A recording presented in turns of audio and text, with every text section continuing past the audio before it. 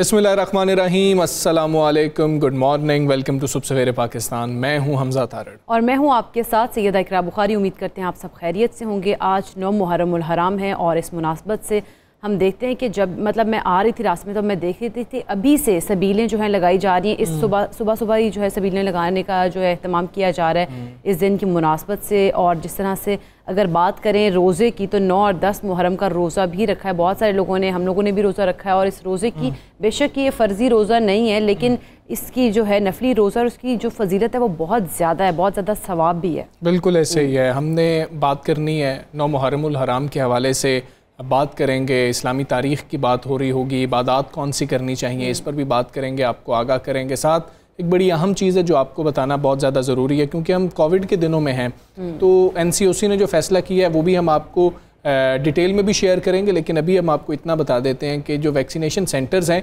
वो 9 मुहर्रमुल हराम यानी कि आज खुले रहेंगे लेकिन कल बंद होंगे। तो आप लोग ये जहन में रखिएगा कि अगर आप लोग इस तरह का प्लान कर रहे हैं कि 10 मुहर्रमुल हराम को यानी कल जुमेरात के दिन आप जा रहे होंगे तो फिर बेहतर है कि आप ना जाएं, क्योंकि बंद किए गए होंगे वैक्सीनेशन सेंटर, आज खुले होंगे। साथ ही एक ख़बर न्यूजीलैंड से जो हमारे पास आई है वो बड़ी अहम है, वो भी आपके साथ शेयर करना बहुत ज़रूरी है। न्यूजीलैंड ने एक बार फिर लॉकडाउन लगा दिया है। अच्छा, और सिर्फ एक केस आने के बाद, बिल्कुल एक केस सामने आया जिसके बाद उन्होंने ये फैसला किया कि लॉकडाउन लगाया जाए। और यकीनन लॉकडाउन का फैसला इसीलिए किया होगा कि एक केस है कहीं ये ज़्यादा बढ़ ना जाए। जिस तरह से डेल्टा वेरिएंट की अगर बात की जाए तो उसकी बहुत ज़्यादा जो ट्रांसमिशन की केसेस है वो बहुत ज़्यादा हाई हैं, तो वहीं पर जहाँ पर केस होता है उसको लॉकडाउन कर लिया जाता है उस जगह को। ऑकलैंड में आया है जिस तरह से ये मामला न्यूजीलैंड में देखा गया तो वहाँ पर भी लॉकडाउन का फैसला किया गया। एक केस के ऊपर ये फैसला कर लिया गया है। 3 रोज़ का पूरे न्यूजीलैंड में लॉकडाउन होगा, लेकिन 7 रोज़ के लिए ऑकलैंड में, क्योंकि ऑकलैंड के 58 साल ये शख्स हैं, रिहायशी हैं, जिनमें कोरोना वायरस की जो है तशख़ीस हुई है, तो उन्होंने इसीलिए बड़ा सख्त फैसला किया। तो ये आप सोच लें कि न्यूजीलैंड सबसे पहले हम देख रहे थे कि उन ममालिक में शामिल था कि जिन्होंने कोरोना को शिकस्त दी थी। तो इतने सख्त फैसले किए जा रहे हैं, तो ये संजीदा मामला कितना है सिर्फ हमने इस बात का अंदाज़ा इस फैसले से लगाना है। आज 9 मुहर्रमुल हराम को तमाम बड़े और मरकज़ी वैक्सीनेशन सेंटर्स खुले रखने का फ़ैसला किया गया है, जबकि कल 10 मुहर्रम को मुल्क भर के वैक्सीनेशन सेंटर बंद रहेंगे। आज ये फ़ैसला इसलिए किया गया है कि हमारी आसानी हो, हम लोग जो जाना चाहते हैं वैक्सीनेट खुद को करवाना चाहते हैं, अमला सिर्फ हम लोगों के लिए वहाँ पर मौजूद। बिल्कुल ऐसे ही। अच्छा, ये फैसला जो गुज़श्ता रोज़ वफाकी वज़ीर असद उमर की ज़ेर सदारत NCOC के इजलास में किया गया।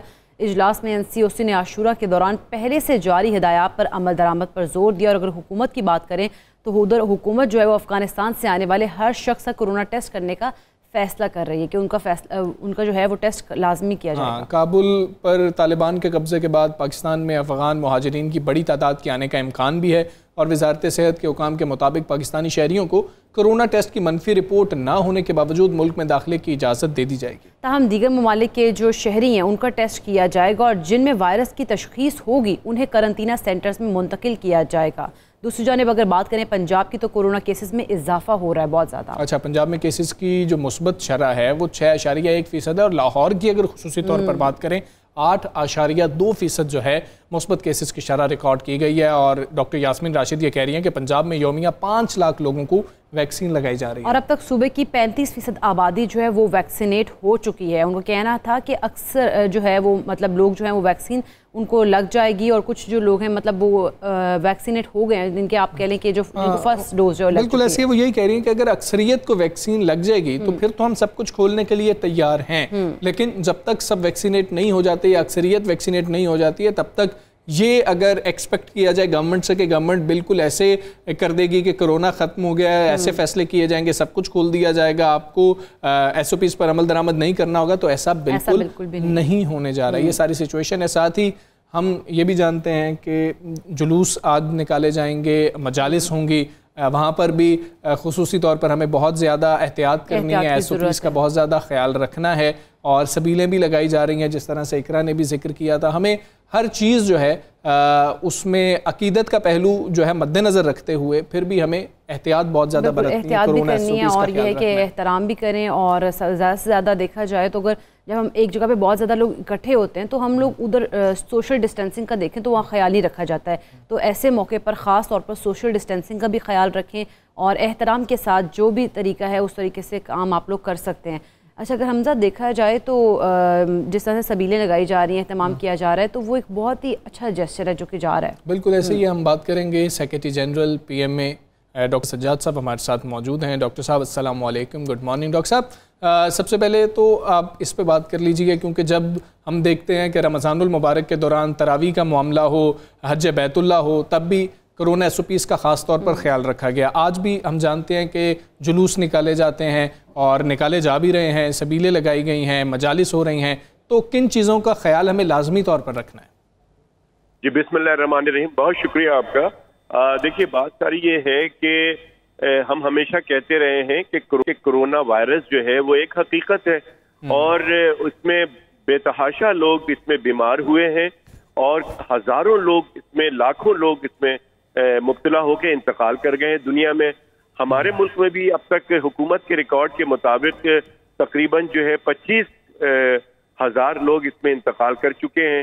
تو میں سمجھتا ہوں کہ اس کی جو SOPs بتائی جا رہی ہے اس پہ بہت سختی سے عمل کرنا پڑے گا. اور جیسا کہ آپ نے سوال کیا ہے کہ مجالس اور جو اس طرح کے جو اجتماعات ہیں اس میں بہت زیادہ خیال رکھنے کی ضرورت ہے. ضرور یہ تمام چیزیں کریں لیکن ماسک لگا کے رکھیں اور تھوڑا سا فاصلہ رکھ کے بیٹھیں یا کھڑے رہیں تو یہ بیماری ایک سے دوسرے میں ٹرانسفر نہیں ہوگی. SOPs کو فالو کر کے میں سمجھتا ہوں کہ ہم سب لوگ اس بیماری سے محفوظ رہ سکتے ہیں. اور یہ وقت چونکہ لوگ زیادہ ہوتے ہیں ایک جگہ پہ تو یہ بہت زیادہ چانسز ہیں کہ ایک سے دوسرے میں یہ بیماری پھیل سکتی ہے. اور خاص کر جو ہم ڈیلٹا وائرس کی بات کر رہے ہیں جو کہ انڈین ویریئنٹ ہے، اس میں بہت زیادہ صلاحیت ہے کہ یہ ایک سے دوسرے میں بہت تیزی سے پھیل جاتا ہے اور پھر خطرناک بھی ہے، بہت جلدی اس میں اموات بھی ہو رہی ہیں. تو لہٰذا احتیاط ہی اس کا علاج ہے. بالکل. اچھا ڈاکٹر صاحب دیکھا جا رہا ہے کہ جو یہ 4th ویو ہے کووڈ کی، اس میں بہت زیادہ جو ہے ڈیتھ ریٹ ابھی بھی وہ مطلب بہت زیادہ ہے، کم نہیں ہو رہا ہے. اس کی وجہ کیا ہے؟ کیا لوگ جو ہے ویکسینیٹ ہونے کے باوجود بھی کیئر نہیں کر رہے، یا بہت سارے جو ڈیتھ رپورٹ ہو رہی ہیں وہ لوگ ویکسینیٹڈ ہیں ہی نہیں؟ دیکھیں یہ بہت اچھا سوال ہے آپ کا اور آپ کے توسط سے تمام ناظرین کو میں بتانا چاہتا ہوں کہ یہ جو لوگ اب اس وقت کراچی میں اگر میں بات کروں اور پورے پاکستان کی بات کروں تو 85% وہ لوگ ہیں، 85 to 90% وہ لوگ ہیں جو لوگ ویکسینیٹڈ نہیں ہیں. اور 10 سے 15% وہ لوگ ہیں جنہوں نے ویکسین لگائی ہوئی ہے لیکن ان کی شدت بہت کم ہے. اور انتقال وہ انہی لوگوں کو ہوتا ہے جو لوگ کیئر نہیں کرتے ہیں ویکسین لگا کر، وہ یہ سمجھتے ہیں کہ ویکسین لگ گئی ہے اور ہمیں کچھ ہوگا نہیں.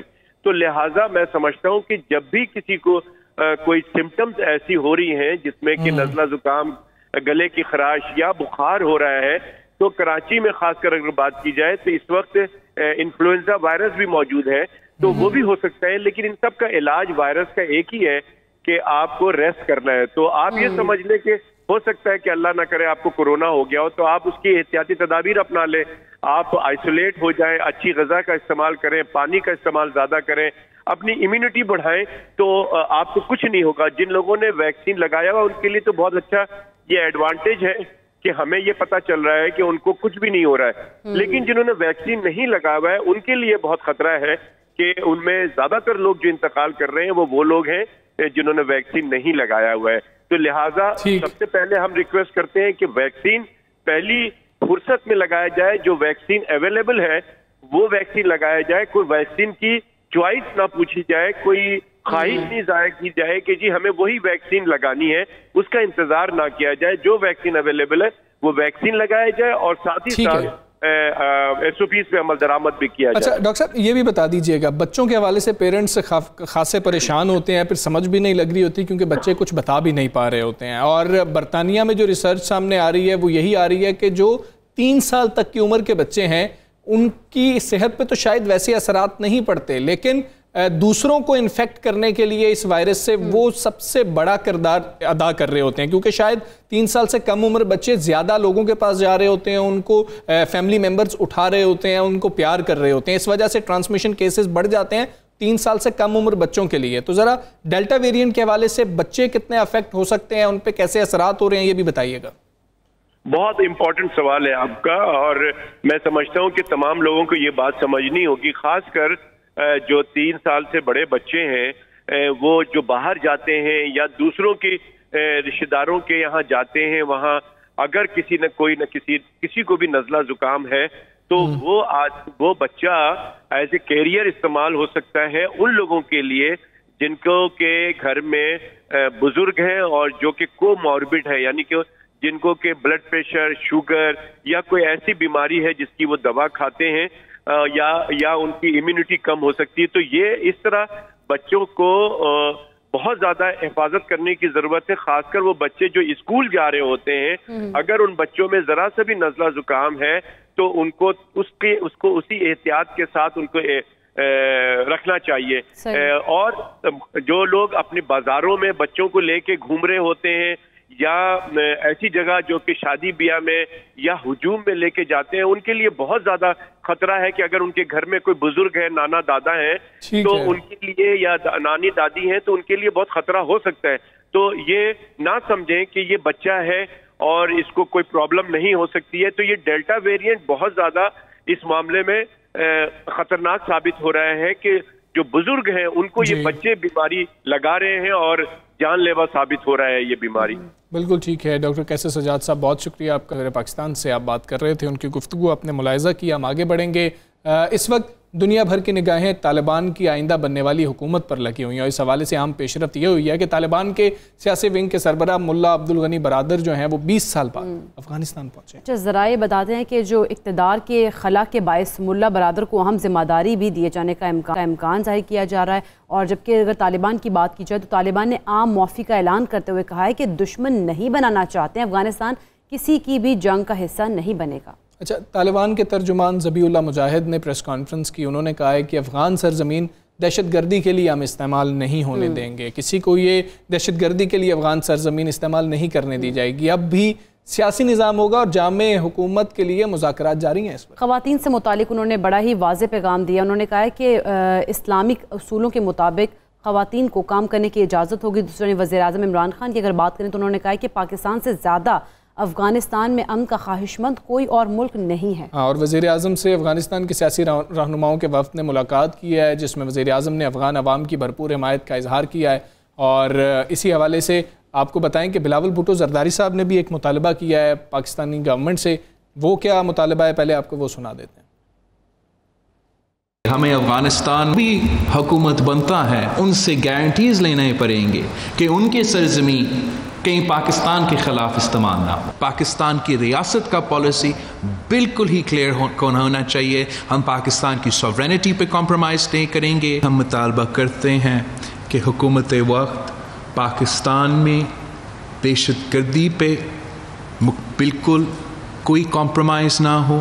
پاکستان میں ہم نیشنل ایکشن پلان پہ فل فورس کیا جائے، فل امپلیمنٹیشن کیا جائے. بلاول بھٹو کی گفتگو آپ نے سنی. اس حوالے سے فواد چودھری صاحب نے بھی ایک پیغام دیا. انہوں نے کیا کہا ہے آپ کو وہ سناتے ہیں. تنہائی میں فیصلہ نہیں لینا چاہتے. ہم اس میں جو علاقائی طاقتیں ہیں ان کے ساتھ اور جو عالمی طاقتیں ہیں ان کے ساتھ مل کر ہم جو ہے وہ فیصلے اپنے کریں گے.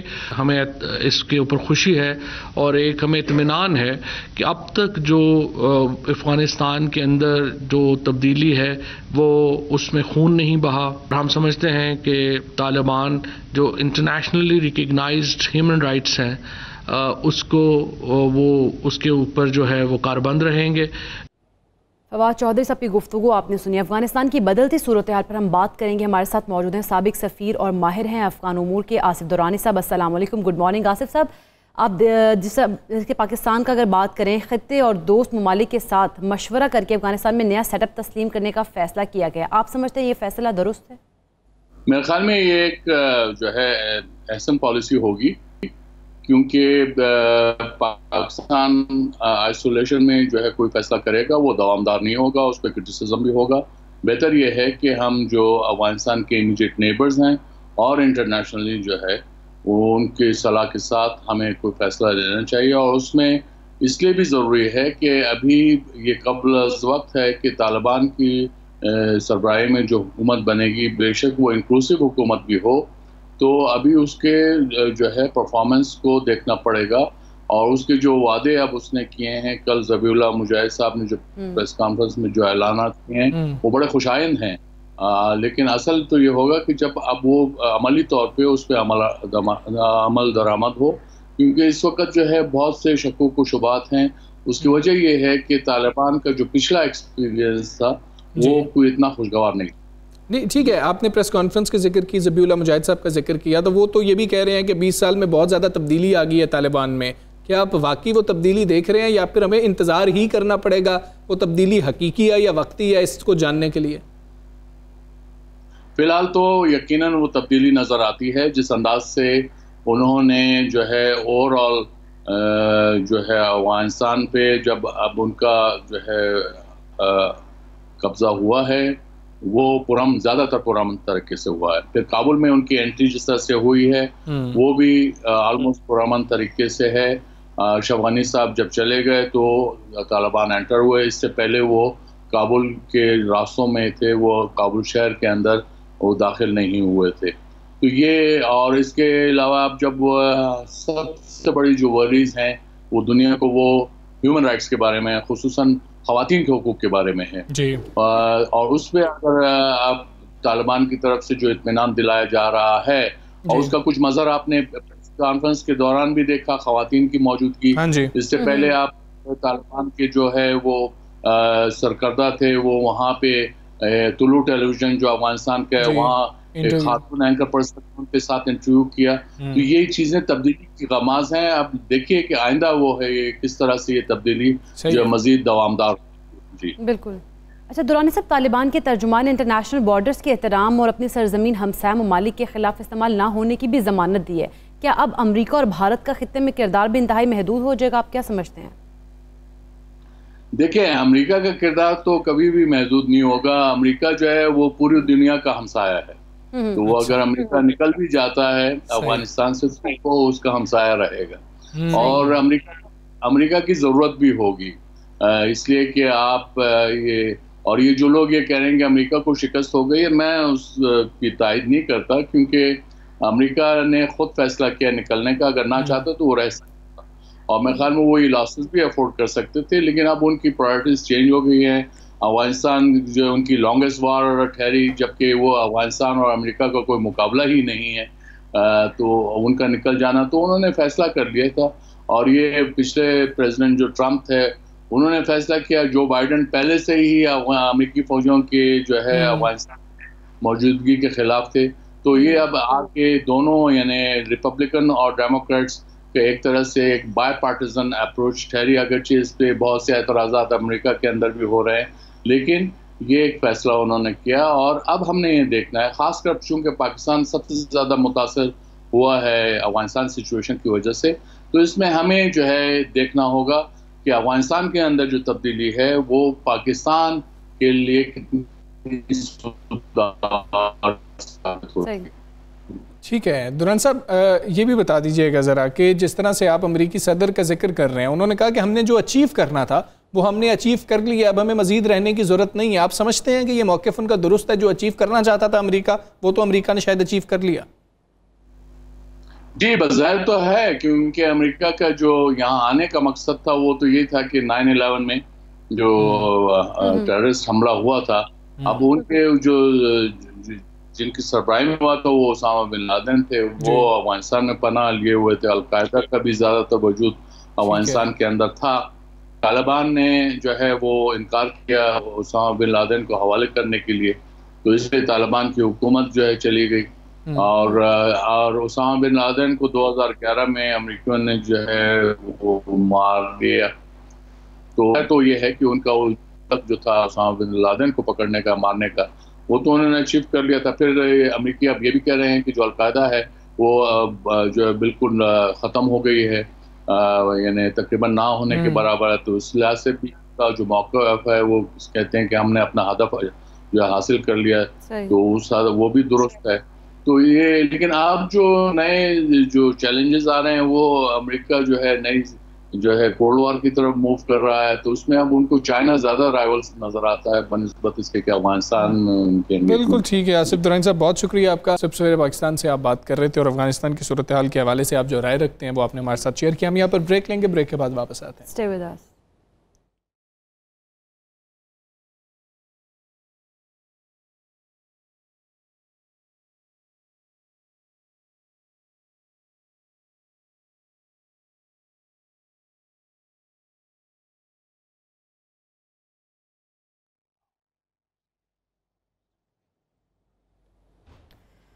वेलकम बैक टू सुबह सवेरे पाकिस्तान। नाज़रीन, हम बात करेंगे छोटी और दरमियाने दर्जे की सनतों की, क्योंकि किसी भी मुल्क की अगर बात करें मुआशी तरक्की में तो वो कलीदी किरदार अदा करती हैं और हज़ारों लोगों का जो रोज़गार है वो उससे जुड़ा होता है, वो उसे रोज़गार फराहम कर रही होती है। मगर माजी की अगर बात की जाए तो माजी में बड़ी सनतों को तरजीह देते हुए इन सनतों को नज़रअंदाज किया गया था। अब मौजूदा हुकूमत छोटे और दरमियाने दर्जे की जो सनतें हैं उनको ऊपर उठाने के लिए पुरज़्म है, जिसके लिए कारोबार में आसानियाँ पैदा की जा रही हैं। स्टेट बैंक ने इसी ज़िमन में हुकूमत की शराकत से एक नई स्कीम मुतारिफ कराई है। अच्छा, जिसका वाज़ेह मकसद ये है कि उन कारोबारी इदारों को सहूलत पहुँचाना है जो कि कर्ज़ों तक रसाई के लिए ज़मानत रहन पेश नहीं कर सकते हैं, और इस इकदाम को SME यानी आसान फाइनेंस का नाम भी दिया गया है। बिल्कुल ऐसे ही है, और ये आप सबके लिए बहुत ज़्यादा ज़रूरी है। जो कुछ इन्वेस्ट करना चाहते हैं, इन्वेस्टमेंट पास मौजूद नहीं है, फिर परेशान हो रहे होते हैं कि हम पता नहीं कहाँ से गारंटी दे रहे होंगे, तो ये आपके लिए बहुत ही इम्पॉर्टेंट ख़बर भी है। और इस पर हम तफसीलन बात भी इसलिए करेंगे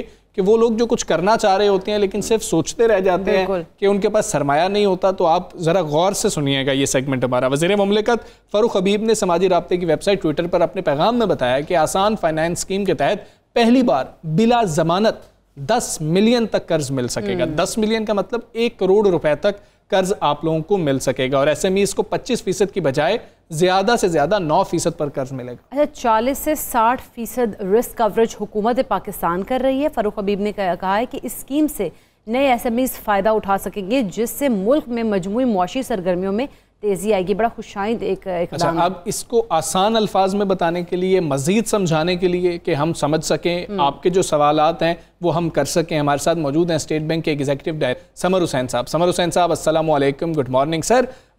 ये स्कीम है क्या? आसान अल्फाज में बताइए। जिस तरह से हमने आपसे जो घरों की स्कीम आई थी, वो कर्ज आया था, उस बारे में जाना था, तो आपने आसान अल्फाज में बताना है कि आम आदमी को क्या फ़ायदा होगा इस स्कीम से। जी, वालेकुम सलाम, बहुत बहुत शुक्रिया। सबसे पहले तो मैं 92 न्यूज़ चैनल का शुक्रिया अदा करना चाहूँगा कि आपकी वसातत से हम दोबारा अपना पैगाम जो है स्टेट बैंक का पैगाम आपके सामीन तक पहुँचा सकेंगे। अच्छा, स्कीम के मैं अभी आपको फ़ीचर्स बड़े तफसील के साथ और बहुत आसान तरीन अल्फाज में बताऊँगा, लेकिन अभी जैसे आपने ख़ुद तस्करा किया पहले कि SMEs जो हैं, यानी छोटे और दरमियानी दर्जे के जो कारोबार होते हैं, उनका पाकिस्तान की मईशत में, पहले पूरी दुनिया की मईशत में बड़ी अहमियत होती है, पाकिस्तान की मईशत में अगर आप देखें तो 40% से ज़्यादा, आप जिसका नाम GDP सुनते रहते हैं, उसका 40% से ज़्यादा यही कंट्रीब्यूट करते हैं, इन्हीं की तरफ से आ रहा होता है। पाकिस्तान की एक्सपोर्ट का 25% से ज़्यादा SMEs कर रही होती हैं। लेकिन अगर आप ये देखें कि इस कंट्रीब्यूशन के बावजूद उनको मिल क्या रहा होता है, तो पाकिस्तान में तकरीबन इस वक्त एक तखमीनी के मुताबिक 50 लाख SMEs अभी भी हैं, लेकिन उसमें से 2 लाख से भी कम ऐसी हैं जिनको बैंकों की तरफ से किसी किस्म की फाइनेंसिंग मिली है। यानी अगर ये देखें, जो आपने बिल्कुल सही कहा था कि अभी कारोबार को, बड़े को कितना पैसा मिलता है, तो टोटल अगर देखा जाए पाकिस्तान का कि कितना प्राइवेट सेक्टर में क्रेडिट देते हैं बैंक, उसका सिर्फ 7% SMEs को मिलता है, जो कि बहुत कम है, बहुत कम है ये। तो इस बात को देखने के लिए, इस बात को एड्रेस करने के लिए ये स्कीम बनाई गई।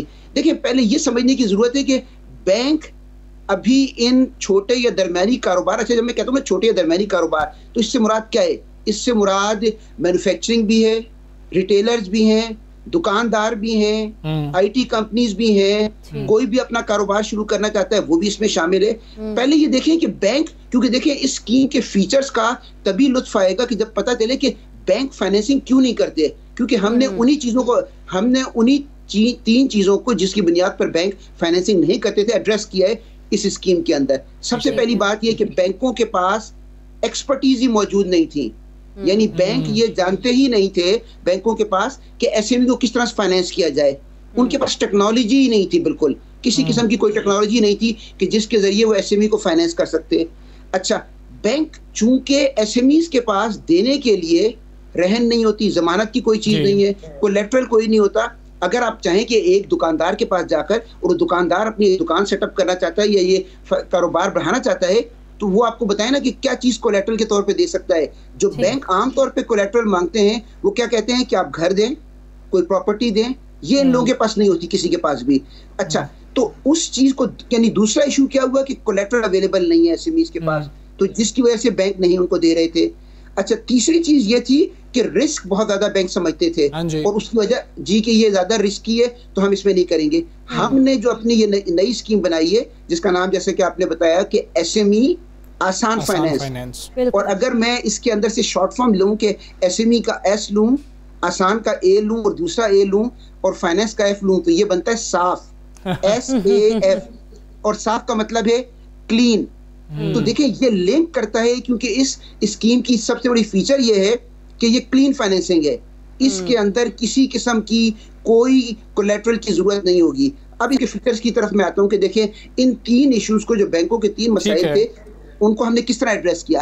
ان کا سب سے پہلا جو ان کا مسئلہ تھا کہ ٹیکنالوجی ان کے پاس نہیں تھی, ہیومن ریسورس نہیں تھی, ایکسپرٹیز نہیں تھی, اور یہ تمام چیزیں نہ ہونے کی بنیادی وجہ یہ ہے کہ ان کے پاس ان چیزوں کے لیے انویسٹمنٹ کرنے کے لیے پیسہ چاہیے اپنا. تو اب اسکیم اسٹیٹ بینک کی جو اسکیم ہے اس کی سب سے پہلی اور نمایاں خصوصیت یہ کہ ہم بینکوں کو 1% پہ پیسہ دیں گے. ذرا یہ سمجھنے کی کوشش کیجیے گا, ہم بینکوں صرف 1% پہ دیں گے, اور بینکوں کو ہم یہ مارجن دے رہے ہیں کہ آپ میکسیمم 8% تک کا اسپریڈ رکھ کے, تو یعنی اینڈ یوزر جو ہے اس کو 9%, زیادہ سے زیادہ 9% سنگل ڈیجٹ کے اندر اس پر فائنینسنگ ہوگی. تو دیکھیں یہ جو 8% کا مارجن ہے یہ کیوں دیا جا رہا ہے بینکوں کو, تاکہ بینک انویسٹ کریں اپنی ٹیکنالوجی میں, تاکہ بینک انویسٹ سمر حسین صاحب, اب لوگوں کے کچھ سوال ہیں جو ہم آپ سے کریں گے کہ جو ہمیں سمجھ آ رہے ہیں کہ یہ ہو رہے ہوں گے. یہ کیسے فیصلہ کرے گا بینک کہ اس کو 10 لاکھ کا قرض دینا ہے اور اس کو 1 کروڑ کا قرض دینا ہے؟ یہ جو اپلائی کر رہا ہوگا یہ وہی فیصلہ کرے گا یا پھر بینکس کچھ دیکھ رہے ہوں گے؟ دیکھیں پہلی بات تو کہ یہ اپلائی کرنے والا جو اپلائی کر رہا ہوگا اس کو اپنی ضرورت کے حساب سے وہ اپلائی کرے گا. مثلا فرض کریں کہ اس نے اپلائی کر دیا 1 کروڑ روپے کے لیے اپلائی کر دیا, تو اب بینک یہ گیج کرے گا, یہ دیکھے گا, جس طرح میں نے کہا نا کہ اس کی خوبی سب سے بڑی یہی ہے کہ اس کے اندر بینکوں کے پاس ٹیکنالوجی ہوگی, اور اسی لیے اگر آپ دیکھیں کہ اس میں یہ بھی سہولت دی گئی ہے کہ بینک اپنے طور پر بھی یا کسی فن ٹیک, آپ نے نام سنا ہوگا فن ٹیک کا اکثر, فن ٹیک کیا ہوتے ہیں کہ فائنینشیل ٹیکنیکل کمپنیز ہوتی ہیں جن کے پاس انفارمیشن ہوتی ہے, یعنی وہ اگر آپ نے کہیں سے جا کے کوئی چیز خرید رہے ہیں تو اس کی پوری انفارمیشن موجود ہوتی ہے اس کے پاس. تو یہ دونوں آپس میں مل کر ٹیکنالوجی کی بنیاد کے اوپر یہ نکالیں گے کہ اس قسم کے صارف کو کتنی فائنینسنگ چاہیے. یہ مانگ تو 10 ملین رہا ہے, 1 کروڑ رہا ہے, لیکن ایکچولی اس کی ضرورت کتنی ہوگی. تو اگر وہ دیکھتے ہیں کہ اس کی ضرورت اگر اس کے کاروبار کی, کیونکہ وہ پوری تفصیل جب دے رہا ہوگا, تو اگر اس کے کاروبار کی ضرورت فرض کریں 50 لاکھ روپے ہے تو پھر وہ 50 لاکھ روپے ہی اس کو دیں گے. ایسا نہیں ہوگا کہ اسے کہنے کے اوپر 1 کروڑ روپے دے رہے ہوں گے. تو اچھا ایک چیز میں یہاں آپ کو اور ضرور بتا دوں کہ یہ جو 9% کی بات کی تھی اور آپ نے انفارمیشن منسٹر کی بھی یہ بات آپ نے کی, دیکھیں یہ ابھی SMEs اس پاکستان کی معیشت میں کیسے کنٹریبیوٹ کر رہے ہیں, ابھی بھی اس لیے کر رہے ہیں کہ یہ آپ سے اور مجھ سے انفارمل چینل سے پیسے مانگتے ہیں, پیسے لیتے ہیں, اور وہ جو انفارمل چینل سے لیتے ہیں آپ کو پتہ ہے کتنے % پہ لیتے ہیں؟ 3% پر منتھ, یعنی اگر آپ اس کو کنورٹ کریں تو 36 سے 40% سال کے ہوتے ہیں, جس کے مقابلے میں یہاں ان کو 9% مل رہا ہوگا. اچھا تو اب جس طرح میں نے کہا نا کہ SMEs کو فائنینسنگ کے 2 مسائل تو ہم نے یہاں حل کر دیے. ایک کیا کہ جو بینکوں کو ایکسپرٹیز ڈیولپ کرنی تھی, ٹیکنالوجی کرنی تھی, وہ کر سکیں گے. اچھا اب دوسری ایک چیز جو بڑی اہم ہے, جو میں نے آپ سے کہا تھا کہ بینک سمجھتے ہیں کہ یہ ایریا رسک والا ہے, یہاں وہ جگہ ہے کہ جہاں حکومت پاکستان نے اس اسکیم میں ہمارا بھرپور ساتھ دیا ہے. اب آپ دیکھیں کہ اگر کوئی بینک آپ کو 100 روپے دیتا ہے, میں ایک ایگزامپل کے طور پہ کہہ رہا ہوں, 100 روپے دیتا ہے تو تقریباً 60 روپے تک کا اگر وہ لون خراب بھی ہو جاتا ہے, ڈیفالٹ بھی ہو جاتا ہے, نقصان بھی ہو جاتا ہے بینک کو, تو 60% تک گورنمنٹ آف پاکستان اس کو برداشت کر رہی ہوگی. یعنی جو اس کے اندر رسک کوریج ہوگا وہ ایکچولی 40 سے 60% تک ہے. جو بڑے قرضے ہوں گے یعنی 10 ملین والے اس پر 40% ہوگا, اور جو چھوٹے طرف ہوں گے ان پر رسک کوریج زیادہ ہوگا. یہ بہت بڑی فیچر ہے اس کی, کیونکہ اس کی وجہ سے بینکوں کو کمفرٹ ہو جائے گا. اچھا ایک میں بات آپ کو, اور اس سے پہلے کہ آپ سوال کریں میں ایک اور بات آپ بتاؤں. اب تک کی اس سے آپ کو پتا ہوگا کہ اسٹیٹ بینک نے اس سے پہلے بھی SME فائنینس کی کئی اسکیمیں اور بھی شروع کی تھی. ان میں اور ان میں کیا بنیادی فرق ہے؟ دیکھیں ان میں اور ان میں یہ بنیادی فرق ہے کہ وہاں اسٹیٹ بینک آف پاکستان خود ٹارگٹ دیتا تھا, کہتا تھا کہ آپ کریں, بینکوں کو ہم پش کرتے تھے. یہاں الٹا ہوگا. دیکھیں یہاں کیا ہوگا کہ ہم نے اس کی فیچرز اتنے اٹریکٹیو رکھے ہیں کہ یہاں بینک اپلائی کریں گے اسٹیٹ بینک کو, وہ بتائیں گے وہ بتائیں گے. اور اگر آپ یہ ہمارا سرکولر بھی دیکھیں تو اس کے آخر میں لکھا ہے کہ 1 مہینے کے اندر اندر بینکوں کو اپلائی کرنا ہوگا اسٹیٹ بینک کو, اور وہ بتائیں گے کہ ہم کتنی فائنینسنگ دے سکتے ہیں اگلے 3 سال میں. ٹھیک ہے سمر حسین صاحب, یہ بھی بتائیے گا, یہ پروسیجر ایک شخص نے اپلائی کیا, بینک کو کتنی دیر میں فیصلہ کرنا ہوگا لازمی طور پر کہ قرض دینا ہے نہیں دینا, کتنا دینا ہے؟ اور پھر جب ہم بزنس کی بات کر رہے ہوتے ہیں تو پہلے مہینے ویسے پروفٹ آنا شروع نہیں ہو جاتا ہے, عام طور پر ہم یہی دیکھ رہے ہوتے ہیں. تو جس شخص کو واپس قسط دینی ہوگی وہ کب سے دینی ہوگی, کتنا ٹائم اس کو دیا جائے گا؟ اچھا دیکھیں, میں آپ کو یہ بتاؤں کہ جس طرح میں نے کہا نا کہ پچھلی اسکیموں اور اسکیموں کی نسبت فرق یہی ہے کہ پہلے ہم ہر چیز کے اندر اپنی ٹرمز اینڈ کنڈیشن ڈالتے تھے. ہم نے اس کے اندر وہ اپنی ٹرمز اینڈ کنڈیشن نہیں ڈال رہے کہ کیا ریلیشن شپ یعنی بوروور اور بینک کے درمیان کیا شرائط ہوں گی, اس پر ہم کوئی شرط نہیں ڈال رہے. ہم نے بینکوں کو کہا ہے کہ چونکہ آپ اپنے طور پر یہ اسکیم لے کر چل رہے ہیں, ہم تو صرف 3 سال کے لیے دیکھیں یہ فائنینسنگ ان کو مہیا کر رہے ہوں گے اور گارنٹی 4 سال کے لیے ہوگی, اس کے بعد بینکوں نے اپنے طور پہ اس کو چلانا ہوگا سسٹینیبل بیسس پر. تو ہم نے اس کے اندر اپنے طور پر کم سے کم شرائط رکھی ہیں. دیکھیں آپ جتنی کم شرائط رکھتے ہیں اتنا ہی اسکیم کے اندر گنجائش اس بات کی ہوتی ہے کہ زیادہ سے زیادہ آگے بڑھ سکے. ویسے میں آپ کو یہ بتا دوں کہ چونکہ یہ ایس ایم ای کے اندر فال کرتا ہے تو آپ کے سوال کا جواب دیتا ہوں کہ کتنے دن کے اندر ایس ایم ای کے اندر اس وقت ریکوائرمنٹ ہے کہ اگر چھوٹا جو ایس ہے اسمال اس کے اندر 15 دن کے اندر اندر بینک کو جواب دینا ہوتا ہے اس کو, اور جو میڈیم انٹرپرائزز ہیں ان کے اندر 25 دن کے اندر ورکنگ ڈیز کے اندر اندر ان کو فیصلہ کرنا ہوتا ہے. تو یہ آلریڈی ایک ریگولیشن موجود ہے اس کے اندر. ٹھیک ہے سمر حسین صاحب, ایک کمرشل بینک ہے, ہم گئے ہیں, وہ ہمیں نہ 15 دن میں جواب دیتا ہے نہ 25 دن میں جواب دیتا ہے, تو میرے پاس کیا آپشن رہ جاتی ہے کہ میں نے اسٹیٹ بینک سے شکایت کرنی ہے یا پھر کیا طریقہ کار ہوگا, کوئی ہیلپ لائن ہوگی؟ جی یہ آپ نے بڑا اچھا سوال کیا ہے. آپ کو یاد ہوگا ایک دفعہ پہلے بھی میں جب 92 چینل پہ آیا تھا, یہ وہ زمانہ تھا کہ جب ہم نے اپنی ایک روزگار اسکیم انٹروڈیوس کی تھی, آپ کو یاد ہوگا, جابس کو بچانے کے لیے. اچھا اس کے بعد ہم نے ہاؤسنگ کی, اور ہاؤسنگ کا اگر موقع ملا تو ہم بات بھی آج کریں گے تھوڑی سی. وہاں بھی جب کوئی کمپلینٹ ہوتی تھی تو اس کے اندر ایک پورا میکینزم دیا ہوا ہے. نہ صرف اسٹیٹ بینک کی ویب سائٹ پہ وہ کمپلینٹ کر سکتے ہیں, بلکہ اسٹیٹ بینک کی ایک لائن ہے جو کہ مستقل طور پر ٹول فری نمبر ہے جس پر کمپلینٹ کیا جاتا ہے. اور اب ہم تو دیکھیں میں آپ کو بتاؤں, جیسے ہم نے ہاؤسنگ میں کیا یہ چیز ہم یہاں بھی کریں گے. ہاؤسنگ میں ہم نے کیا کیا ہے کہ ایک ٹریکنگ نمبر دیا ہوا ہے. ٹھیک ہے, آپ نے اگر بینک کے پاس گئے اور آپ نے اپلائی کر دیا اور اس نے آپ کو ایک نمبر دیں گے, ایک الیکٹرانک نمبر دیں گے, پھر آپ کے پاس اس بات کی اب ہاؤسنگ کے اندر گنجائش ہے کہ آپ ٹریک کر سکیں کہ 2 ہفتے کے بعد جا کر وہ نمبر صرف بتائیں اور پوچھیں کہ میری اپلیکیشن کہاں ہے, کیا مجھے مزید کوئی چیز دینی ہے اپروول کے پروسیس میں, کس میں. تو وہ ایک ٹریکنگ نمبر اویلیبل ہوگا, اور اگر کوئی شکایت ہوگی تو وہاں ہم نے ایک فوکل پرسنس کا اپنا پورا نیٹ ورک ہاؤسنگ کے سلسلے میں بنایا ہے. وہی چیز ہم یہاں ریپلیکیٹ کریں گے اس اسکیم کے اندر, جہاں کے ہمارے جو مختلف آفیسز ہیں اسٹیٹ بینک کے, وہ لوگ براہ راست بھی شکایتیں لے رہے ہوں گے, اور وہ فون پر بھی لیں گے اور ای میل کے ذریعے بھی وہ لے رہے ہوں گے, ہماری ویب سائٹ کے اوپر بھی لے رہے ہوں گے. تو وہ پورا میکینزم اس کے اندر موجود ہوگا. بالکل. سمر حسنین صاحب, ایک بار کیٹیگریز کو کائنڈلی دوبارہ سے بتا دیجیے گا کہ کون کون سی کیٹیگریز کے لوگ جو ہیں وہ اس اسکیم کے لیے اپلائی کر سکتے ہیں.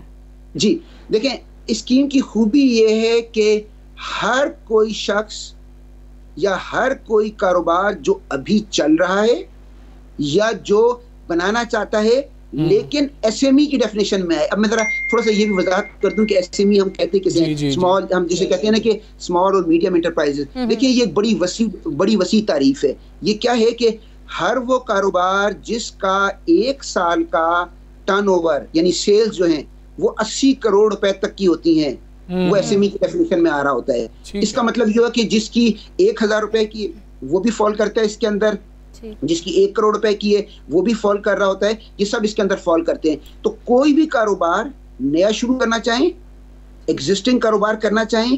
اچھا میں پھر آپ کو ایک اور بتاؤں گا کہ اس کی ایک فیچر جو دوسری اسکیم سے الگ ہے. اب تک ابھی تک کی باقی اسکیموں کے اندر یا تو آپ کو لون ملتا ہے ایک ٹرم کا, یعنی 3 سال کا لون مل گیا, 5 سال کا مل گیا, 2 سال کا مل گیا, یا پھر ملتا ہے ورکنگ کیپٹل جو کہ 1 سال کا ہوتا ہے. اس اسکیم کے اندر یہ دونوں قسم کے بھی لون موجود ہیں, اور ایک تیسری سہولت بھی ہے جو کہ اب تک کسی اسکیم میں نہیں آئی تھی, اور وہ ہے رننگ فائنینس کی سہولت. دیکھیں میں بتاتا ہوں آپ کو کہ رننگ فائنینس ایک عام سامعین کے لیے کہ رننگ فائنینس کیا ہوتا ہے. رننگ فائنینس یہ ہوتا ہے کہ مجھے اپنے کاروبار کے لیے आज जी एग्जैक्टली मुझे अपने आप कारोबार के लिए आज 10 लाख रुपए चाहिए, एक हफ्ते के बाद मेरे उसमें से 50,000 वापस आ गए, मैं 50,000 वापस कर दूंगा। फिर मुझे अगले हफ्ते 20 लाख और चाहिए, मुझे 20 लाख मिल जाएंगे। मुझे महीने के एंड पर 30 लाख मजीद चाहिए, 30 लाख मिल जाएंगे। जितने मैं चाहूंगा, जब वापस करना चाहूंगा तो वापस कर सकता हूं, और जब लेना चाहूंगा ले सकता हूं। तो ये इस स्कीम की एक और बहुत बड़ी नुमायां खुसूसियत है जो कि बाकी की स्कीम्स के अंदर मौजूद नहीं है। ठीक है समर साहब, आपने जो सारी गुफ्तगू की ये तो मेरा ख्याल है कि काफ़ी लोगों को क्लियर हो गया होगा। बाकी अगर कोई कन्फ्यूजन रहेगी तो हम आपको फिर तकलीफ ज़रूर देंगे। घरों के हवाले से जो स्कीम आई थी उसका आपने जिक्र भी किया, उस पर रिस्पॉन्स कैसा है वो बता दें। मज़ीद आप लोगों ने क्या आसानियाँ की हैं, गवर्नमेंट ने क्या आसानियाँ की हैं, वो भी ज़रा हमारे साथ शेयर कर दीजिएगा। जी बहुत बहुत शुक्रिया जी। देखें मुझे याद है कि जब मेरा लास्ट प्रोग्राम था 92 का, उस वक्त जो नंबर्स थे, अगर आप कहीं से वो अपने देखेंगे तो वो नंबर्स बहुत कम थे, और उस वक्त ये एक बात हो रही थी कि क्या ये बिल्कुल पाकिस्तान के अंदर हाउसिंग का एक नया इनिशिएटिव है, क्या ये तरक्की करेगा भी या नहीं, ये अंदाज से हम समझते थे ये बढ़ेगा या नहीं बढ़ेगा। तो मुझे ये बताती हुई बड़ी खुशी महसूस हो रही है आपको और आपके ज़रिए तमाम सामीन को कि आपको मैं बताता हूँ कि इस वक्त इस स्कीम के तहत जो वज़ीर आज़म की जो हाउसिंग की स्कीम है उसके तहत बैंकों के पास 137 अरब रुपए के बैंकों को लोगों ने घरों के लिए अप्लाई कर दिया है। ये नंबर जो मैं आपको बता रहा हूँ ये 10 अगस्त के हैं, 137 अरब। देखिए ये इतना बड़ा नंबर है 137 अरब का। अच्छा फिर अब कितने अप्रूव हो गए, ज्यादा अहम तो ये है ना कितने अप्रूव हो गए। 51 अरब रुपए के लोन बैंक ऑलरेडी अप्रूव कर चुका है 137 अरब में से, ठीक है, और बाकी के प्रोसेस कर रहा है, और वो भी इंशाल्लाह अप्रूव हो जाएंगे।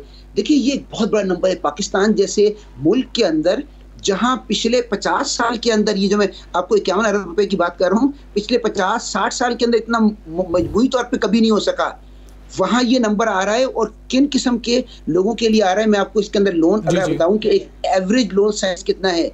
एवरेज लोन साइज 30 लाख रुपए का इसके अंदर आ रहा है, 3 मिलियन का। इसका मतलब ये हो रहा है कि इस स्कीम को अप्लाई करने के लिए जो एक शुरू में एक फियर हो रहा था कि स्कीम को अप्लाई करने के लिए बड़े बड़े किस्म के जो 5-5, 10-10 करोड़ रुपए के घर वाले लोग अप्लाई कर रहे होंगे, वो नहीं है। ये स्कीम एक्चुअली एक आम आदमी को एड्रेस।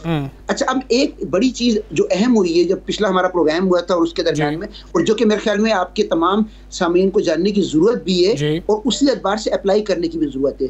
देखिए वो क्या है कि एक ऐसा शख्स जो कि ऑलरेडी कारोबार कर रहा है या एक ऐसा शख्स जो जॉब कर रहा है, मैं हूं जैसे, या आप जॉब कर रहे हैं, हमारे तो जो आमदनी है वो उसका एक सबूत मौजूद है। आपको पे स्लिप मिलती है, मुझे एक पे स्लिप मिलती है, उस पर लिखा होता है कितना हमें सैलरी मिल रही है। यहाँ तक तो बैंकों को इतना मुश्किल पेश नहीं आ रही होती। लेकिन अहम मसला ये होता है कि एक ऐसा आदमी जो रिक्शा चलाने वाला, हाँ, जो मैं ये कहता हूँ कि फर्ज कर लें कि अगर कोई रेडी पे उसने अपना कारोबार कर रहा है, वो किस चीज का सबूत देगा, अपनी आमदनी का कहां से सबूत देगा। तो उसके लिए देखिए हमने एक सहूलत इसमें पैदा की है कि कि वो अपने सिर्फ क्या करे कि ये बता दे कि मैं किस जगह पे रह रहा हूँ। जाहिर है जहां रह रहा होगा वहां उसने अपने मालिक मकान के साथ कोई उसने कांटेक्ट किया होगा, कोई बिल देता होगा, उनके अमाउंट बैंकों को बता दे अप्लाई करते हुए। बैंक उसकी बुनियाद पर एक सिस्टम डेवलप हो गया है जिसको तमाम बैंक अब ऑब्जर्व कर रहे हैं। बैंक उन नंबरों को डालेगा अपने सिस्टम में, वहां से ये निकल आएगा कि ये आदमी कितनी किस्त अदा कर सकता है, ठीक है, तो अगर ये किस्त बनेगी तो कितने का मकान इसको मिल सकता है। एक चीज ये हो गई। दूसरी मैं आपको एक बड़ी अहम बात बताना चाहूंगा कि देखिए नेशनल बैंक ने इस सिलसिले के अंदर एक बड़ा अच्छा काम किया था कि एक मोबाइल वैन बनाई थी जो कि सब जगह लेके जाते थे, और जिसके अंदर आप गांव देहातों में भी जा रहे हैं कि आप वहां जाकर अप्लाई करें और कर दें। वहां वजीर आजम पाकिस्तान जनाब वो गए, उन्होंने जब देखा तो वहां उसका जो लोन एप्लीकेशन फॉर्म था वो बहुत कॉम्प्लिकेटेड था, 8 या 9 पेज का।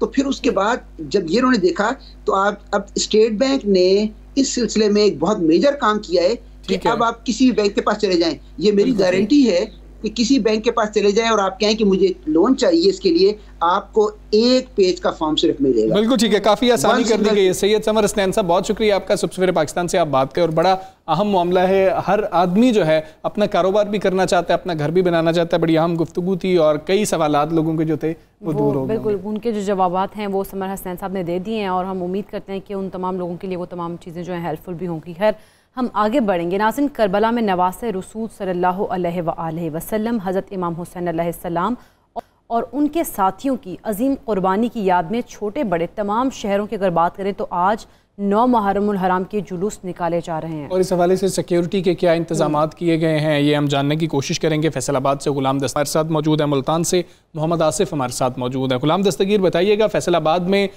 چھوٹے بڑے جلوس نکالے جائیں گے، مجالس جو ہیں وہ منعقد کی جائیں گی، کیسے انتظامات کیے گئے ہیں سیکیورٹی کے؟ بالکل، فیصل آباد میں جو ہی 1 محرم کا آغاز ہوا تو فیصل آباد میں یہاں پر پولیس کی طرف سے ایک سیکیورٹی کا سخت سیکیورٹی کا شیڈول مرتب کر دیا گیا، اور یوں ہی مجالس کا پتہ چلتا جا رہا ہے اور جلوسوں کا پتہ چلتا جا رہا ہے، اسی حساب سے ہر آتے دن جو ہے ایک نیا پلان تشکیل دے دیا جاتا ہے تاکہ سیکیورٹی کے سخت بندوبست کر دیے جائیں. آج 9 محرم ہے تو اس حوالے سے پولیس کی طرف سے جو سیکیورٹی پلان جاری کیا گیا ہے اس حوالے سے آج 150 سے زائد جو ہے فیصل آباد میں مجالس برپا ہوں گی اور 60 سے زائد جو ہے چھوٹے بڑے جلوس نکالے جائیں گے. یہ ضلع بھر کی تعداد ہے. اس کے علاوہ فیصل آباد میں 9 محرم کا جو جلوس ہے وہ فیصل آباد میں امی پور بازار جو ہے امام بارگاہ حیدریہ ٹرسٹ وہاں سے نکالا جائے گا، مقررہ راستوں سے ہوتا ہوا یہ امام بارگاہ جو دھوبی گھاٹ ہے مرکزی امام بارگاہ وہاں پر پہنچے گا. یہ جلوس جو ہے آج شام نماز مغرب کے بعد نکالا جائے گا. اس تمام جلوسوں پر 1500 سے زائد سیکیورٹی جو ہے وہ تعینات کی گئی ہے. ان کو معاونت کے لیے یہاں پر quick response force, elite force کی ٹیمیں، ڈولفن فورس اور دیگر تمام جو ان کے الائز ادارے ہیں وہ تمام پولیس کے ساتھ ہیں. اور جگہ جگہ ہم دیکھ رہے ہیں کہ پولیس اہلکار، سول ڈیفنس کے اہلکار، ایلیٹ فورس کے اہلکار، ڈولفن فورس جگہ جگہ کھڑے ہیں. جہاں جہاں جلوسوں کے روٹس ہیں وہاں پہ کھڑے ہیں، جہاں پہ مجالس ہو رہی ہیں وہاں پر اہلکار تعینات ہے. 4 پرت کی سیکیورٹی دی جا رہی ہے. جگہ جگہ خاردار تاریں لگائی گئی ہیں. مقصد صرف یہی ہے کہ جو عزادار آ رہے ہیں ان کو چیک کیا جائے. اس کے علاوہ عزاداروں کے علاوہ اگر کوئی اور بھی شخص آ رہا ہے، دیگر متعلقہ اداروں کے لوگ آ رہے ہیں، ان کو بھی SOP سے گزرنے کے بعد جلوسوں کے اندر مجالس کے اندر جانے کی اجازت دی جا رہی ہے. ہمارے ساتھ ہی موجود رہے گا فیصل آباد میں کیا صورتحال ہمیں وہ بتا رہے تھے. ہم رخ کریں گے ملتان کا. ملتان سے ہمارے ساتھ موجود ہے محمد آصف. محمد آصف، آپ بتائیے گا ملتان کی کیا صورتحال ہے، کس طرح سے سیکیورٹی پلان مرتب کیا گیا ہے؟ جی بالکل، دیکھیں ضلع ملتان میں بھی آج جو ہے 80 جو جلوس ہے وہ نکالے جائیں گے، جبکہ 166 جو ہے وہ مجلسیں ہیں وہ برپا کی جائے گی. اگر ان کی سیکیورٹی کے حوالے سے بات کی جائے تو تمام جو جلوس ہیں ان کی سیکیورٹی کے لیے 3000 سے زائد پولیس اہلکار، جو اس کے علاوہ رضاکار ہے، والنٹیئر ہے، وہ ڈیوٹی کے فرائض سر انجام دیں گے. ان کے ساتھ ساتھ یہاں پر ریسکیو کے اہلکار بھی موجود ہوں گے، ڈولفن فورس ہے، اس کے علاوہ ٹریفک پولیس ہے، وہ بھی ڈیوٹی کے فرائض سر انجام دیتے ہوئے نظر آ رہے ہیں. آج اگر مرکزی ماتمی جلوس کے حوالے سے بات کی جائے تو امام بارگاہ میں جو ممتاز آباد ہے وہاں سے مرکزی ماتمی جلوس دن 11 بجے جو جنوبی پنجاب کا سب سے بڑا جلوس ہے وہ برآمد ہوگا، جو مین مارکیٹ ممتاز آباد سے ہوتا ہوا نماز مغربین کے ٹائم جو ممتاز آباد کی امام بارگاہ میں ہی پہنچ کر اختتام پذیر ہوگا. اگر جلوس کے حوالے سے بات کی جائے تو جو عزادار ہیں، جو کثیر تعداد میں عزادار ہیں، وہ یہاں پر پہنچنا شروع ہو چکے ہیں امام بارگاہ میں. کچھ ہی دیر بعد یہاں پر مجلس ہے وہ برپا کی جائے گی اور جس کے بعد جو مرکزی جلوس ہے وہ برآمد ہوگا، جو اپنے مقررہ راستوں سے ہوتا ہوا نماز مغربین کے ٹائم امام بارگاہ ممتاز آباد ہی پہنچ کر اختتام پذیر ہوگا. اگر سیکیورٹی کے حوالے سے یہاں پر بات کی جائے تو سیکیورٹی کے سخت ترین انتظامات کیے گئے ہیں. تمام عزاداروں کو چیکنگ کے بعد جو ہے وہ اندر آنے دیا جا رہا ہے. ممتاز آباد کا تمام جو ایریا ہے وہ کارڈن آف کیا گیا ہے. یہاں پر کناتے لگا کے، ٹرالیاں لگا کر تمام ایریا کو مکمل طور پر بند کر دیا گیا ہے اور سیکیورٹی کی 3 لیئر میں تقسیم کی گئی ہے. سب سے پہلے جو رضاکار ہے وہ چیک کر رہے ہیں، جس کے بعد پولیس اہلکار ہے اور پھر یہاں پر رینجر کے اہلکار ہمیں نظر آ رہے ہیں، وہ بھی ڈیوٹی کے فرائض سر انجام دیتے ہوئے نظر آ رہے ہیں. یہاں پر اگر سہولیت کے حوالے سے بات کی جائے تو جگہ جگہ پانی کی سبیلیں بھی لگائی گئی ہیں. جی ٹھیک ہے آصف، بہت شکریہ آپ کا. آپ نے ہمیں ملتان کی صورتحال کیا ہے آگاہ کی. آباد سے غلام دستگیر ہمارے ساتھ موجود تھے. غلام دستگیر، آپ کا بھی بہت شکریہ. ہم دیگر کچھ شہروں کی صورتحال بھی جاننے کی کوشش کریں گے کہ وہاں پر سیکیورٹی کے کیسے معاملات ہیں. ابھی ہم ایک بریک لیں گے، بریک کے بعد واپس آتے ہیں.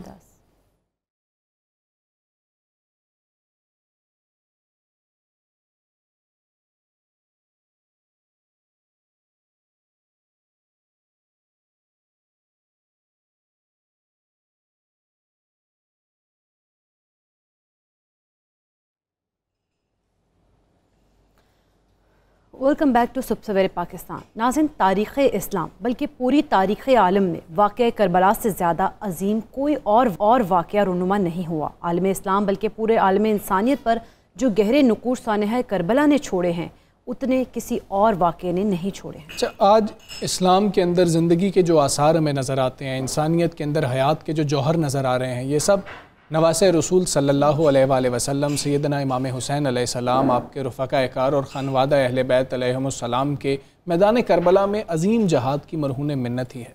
बिल्कुल, और इस हवाले से हम बात भी करेंगे। हमारे साथ मौजूद हैं मारूफ मजहबी स्कॉलर फ़ारूक अल कादरी साहब।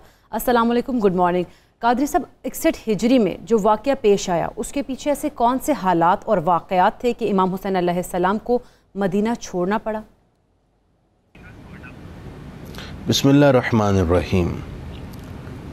तारीख़ इस्लाम ही नहीं, तारीख़ आलम का इंतहाई अलमनाक और दिलदोज़ और ज़ोहरा गुदाज़ वाक़या करबला है।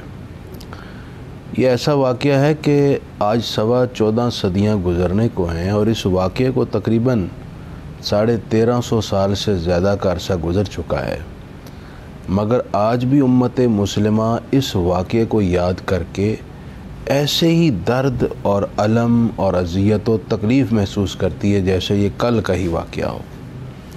उसकी बुनियादी वजह यह है कि जिन शख्सियात और हस्तियों के साथ ये सफ़ाकाना वाक़या पेश आया वो आलम इस्लाम की मरकज़ी हस्तियाँ हैं जिनसे पूरी उम्मत मुस्लिमा को गहरी अक़ीदत वाबस्तगी है, बल्कि उनकी मोहब्बत हमारे ईमान का हिस्सा है। वाक़या करबला क्यों पेश आया, एक बहुत बड़ा सवाल है, समझने की ज़रूरत है। 61 हिजरी में ये वाक़या पेश आया कि जब यज़ीद ने तख्ते हुकूमत पर बराजमान होकर मुख्तलिफ़ लोगों से अपनी बैत का मुतालबा किया। यज़ीद का कैरेक्टर और यज़ीद अपनी आदात व अतवार के हवाले से कोई अच्छी शोहरत नहीं रखता था। इमाम हुसैन रज़ी अल्लाह ताला अन्हु के नज़दीक वो इस मनसब के अहल नहीं था। आपने बैत ना की, बैत करने पर आपको मजबूर करने की कोशिश की गई, मरवान के ज़रिए से प्रेशर डेवलप किया गया और हालात ऐसे पैदा कर दिए गए, यज़ीद की जानिब से ये ऑर्डर भी दे दिया गया कि अगर इमाम हुसैन बैत न करें तो आपको और आपके हमायतियों को कत्ल कर दिया जाए। हज़रत इमाम हुसैन रज़ी अल्लाह ताला अन्हु इस बात को कतई तौर पर पसंद नहीं करते थे कि हुर्मत मदीना पर आँच आए। आपने मदीना मुनव्वरा को छोड़ना गवारा कर लिया और मदीना मुनव्वरा से आप मक्का मुकरमा की तरफ अपने रुफ़क़ा, अपने मुखलिसीन और अहबाब के साथ तशरीफ़ ले गए। इमाम हुसैन चूँकि हुर्रियत फ़िक्र के कायल थे और इस्लाम वैसे भी शख्सी ग़ुलामी से निकाल कर फ़िक्री आज़ादी का सबक देता है। इमाम हुसैन हुर्रियत फ़िक्र के अलमबरदार थे। अपनी राय कायम करना जो मंशा शरीयत के मुताबिक हो और उसका बबांगे दोहर इजहार करना, इस बात की इस्लाम इजाज़त देता है और इस्लाम इस बात की तायीद करता है और इस्लाम इस बात की हौसला अफजाई करता है। इमाम अली मकाम ने अपनी राय का बरमला इजहार किया और आपको महसूस हो गया कि यज़ीद मेरी बैत करने पर इस कदर उतावला है और इस कदर वो फोर्स करेगा कि मदीना मुनव्वरा की हुर्मत का ख्याल नहीं करेगा, इसलिए आपने मदीना मुनव्वरा से जाना कबूल कर लिया। यहाँ मैं एक बात ये अर्ज़ करता चलूँ, बैत करने का मतलब ये होता है कि आप जिसके हाथ पर बैत कर रहे हैं उसके कौल, उसके फ़ेल को आप पसंद करते हैं, आप कबूल करते हैं, आप उसके कौल और फ़ेल से राज़ी हैं और अब आप बैत करके अपनी तायीद भी उसके पलड़े में शामिल कर रहे हैं जी। تو یزید جیسے شخص کے اعمال کو دیکھ کر بلا امام علی مقام سیدنا امام حسین رضی اللہ تعالیٰ عنہ یہ سب کیسے کر سکتے تھے؟ دوسری بات یہ ہے کہ ایک ہوتا ہے عزیمت کا راستہ اور ایک رخصت کا راستہ۔ عزیمت کا راستہ یہ ہے کہ جو کچھ نتیجہ نکلتا ہے ہو جائے، ہر انجام کے لیے ہم تیار ہیں، ہم اپنی رائے کا، اپنے ووٹ کا، اپنی بیعت کا سودا نہیں کریں گے، کمپرومائز نہیں کریں گے۔ یہ ہے عزیمت کا راستہ۔ دوسرا راستہ رخصت کا راستہ ہے کہ آپ اپنی جان بچانے کے لیے بظاہر ووٹ دے دیں اور بیعت کر لیں۔ امام حسین جس پائے کی شخصیت تھے، آپ پوری امت کے لیے آئیڈیل تھے، آنے والے مجاہدین کے لیے مشعل راہ تھے، تو بھلا آپ رخصت کا راہ اختیار کر کے کیسے امت مسلمہ کو آنے والے وقت میں جہاد کا، حریت فکر کے لیے جانیں قربان کرنے کی مثال قائم کرتے؟ اس لیے آپ نے عزیمت کا راستہ اختیار فرمایا۔ یہ بنیادی سبب تھا کہ آپ مدینہ منورہ سے مکہ آئے، پھر مکہ میں بھی ٹارگٹ کلرز بھیجے گئے، وہاں بھی ایسے حالات پیدا کیے گئے کہ آپ کو اپنے رفقائے کرام کے ساتھ مکہ مکرمہ سے بھی سفر کرنا پڑا، اور اہل عراق کی مسلسل آنے والی چٹھیوں اور آنے والی ڈیلیگیشنز کے اصرار پر، یقین دہانی پر، آپ نے پھر مکہ مکرمہ سے کوفہ کی جانب تشریف لانا قبول فرمایا۔ ٹھیک ہے مفتی صاحب، دوران سفر سید امام حسین علیہ السلام اور خانوادہ اہل بیت علیہم السلام کی عظمت، استقامت اور جرت کا کیا عالم رہا؟ امام علی مقام سیدنا امام حسین نے سب سے پہلے ایک رائے قائم کی۔ علامہ اقبال کہتے ہیں کہ ہر کے پیمان باہول موجود بست، گردنش از بندے ہر معبود رست۔ جو اللہ تعالیٰ کا بندہ بن جائے، لا الہ الا اللہ محمد رسول اللہ پر جس کا کامل ایمان ہو، اس کی گردن کسی کی غلامی کو قبول نہیں کرتی، اس کی گردن کسی طاقت کے سامنے نہیں جھکتی۔ امام علی مقام نے جب اللہ پر ایمان لایا، اور یقیناً آپ کا ایمان کامل ترین ایمان ہے، رسول اللہ صلی اللہ علیہ وسلم کے چہرہ پر نور کو دیکھ کر آپ جوان ہوئے ہیں، آپ کی صحبت اور آغوش میں آپ نے کمال ایمان کے انوار جمع کیے ہیں، تو آپ جس درجے کے مومن تھے، آپ بڑی سے بڑی طاقت اور قوت کے سامنے اپنی گردن نہیں جھکا سکتے۔ سب سے پہلے آپ نے اپنی اس رائے پر استقامت اختیار اس طرح کی کہ اس رائے پر سمجھوتا نہ کرتے ہوئے آپ نے سفر اختیار کیا۔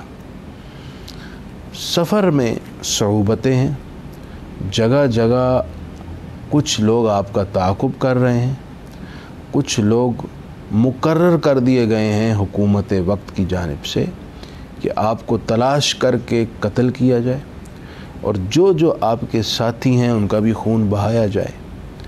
نمبر 1، اس راہ استقامت میں سفر کی صعوبت۔ دوسری بات یہ ہے کہ کسی بھی شخص کو جھکانا ہو، اس کی رائے کی پختگی کو توڑنا ہو، تو مختلف سورسز یوز کیے جاتے ہیں۔